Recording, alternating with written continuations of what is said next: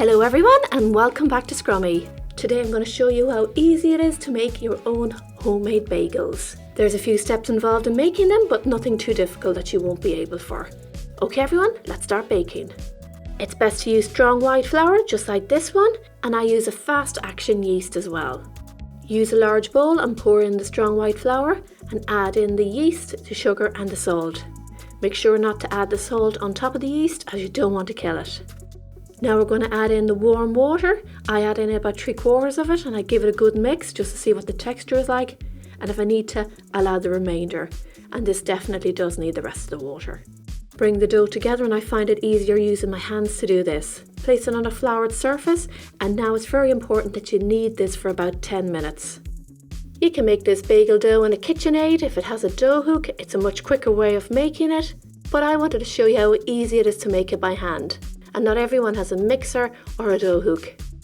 When the dough comes together and you've got a nice smooth ball just like this, place it into an oiled bowl and cover it and let it rest for about 1 hour in a warm place until it doubles in size. Once the dough has doubled in size, punch the dough down and turn it out onto a floured surface. Bring it together just like I'm doing here, and then cut the dough into 10 equal amounts, roughly 105 grams each. Just weigh the mixture and divide it by 10 to get your correct amount. Shape each piece into a smooth round ball just like this. Now we're going to place the dough ball onto the worktop. Don't flour your worktop because this works better if you don't. Place your hand on top of the dough ball and in a circular motion pull the dough into itself while you turn it.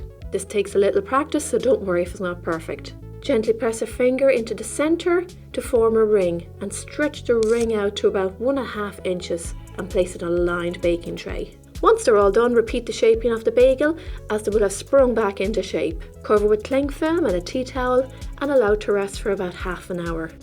After half an hour, the bagels will have risen, and now is the next stage where we have to boil each of these bagels for about 2 minutes on each side. Depending on the size of the saucepan you have will depend on how many you can put in. I can add 3 at a time. After 2 minutes, turn them over to cook for a further 2 minutes on the other side.